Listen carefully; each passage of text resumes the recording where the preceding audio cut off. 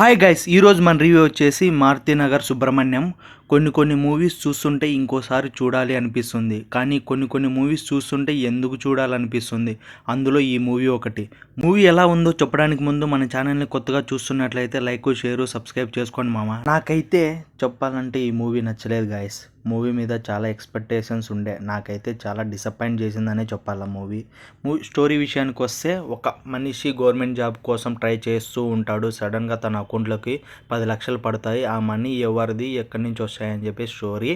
అసలు first half ఉంటుంది నా స్వామి రంగా, మొత్తం హీరోస్ని అండ్ నేమ్స్ని వాడుకుంటూ దాంతోపాటు కామెడీ చేస్తూ అలా మూవీ నడిపిస్తూ ఉంటారు. అప్పుడప్పుడు అనిపిస్తూ ఉంటుంది, ఎందుకురా ఇంత ల్యాగ్ చేస్తున్నారు మూవీని అని. ఎందుకు ఇవన్నీ, ఇలాంటి మూవీస్ యాజ్ ఏ షార్ట్ ఫిలింగా తీస్తే బెటర్ అని నా ఫీలింగ్.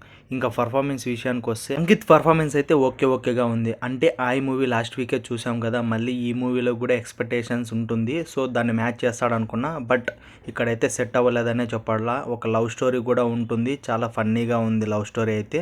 రావు రమేష్ గారి గురించి పర్ఫార్మెన్స్ గురించి చెప్పాలంటే చాలా బాగా చేశారు. తనకి చెప్పిన రోల్ అండ్ ఎలా డైరెక్టర్ ఎలా ఎక్స్పెక్ట్ చేశారో తన నుంచి తనైతే తన 100% ఇచ్చాడు. కానీ మూవీ స్టోరీ వీక్ ఉంటే ఏం చేయలేం మనం కూడా.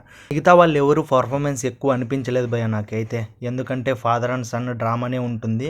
లాస్ట్లో మనీ ఎక్కడి నుంచి వచ్చింది, ఎలా వచ్చింది అనేది అదైతే నాకైతే బాగా నచ్చింది. మ్యూజిక్ విషయానికి వస్తే నాకైతే ఒక సాంగ్ బాగా నచ్చింది. అది అన్ని హీరోస్ని రెఫరెన్స్ తీసుకొని ఒక సాంగ్ ఉంది కదా, అదైతే నాకు నచ్చింది. చెప్తున్నా కదా, ఒక షార్ట్ ఫిలిం స్టోరీని మూవీ తీశారు. డెవలప్ అవ్వండి భయ్య, ఎందుకు ఇలాంటి మూవీస్ అన్నీ చేస్తారు.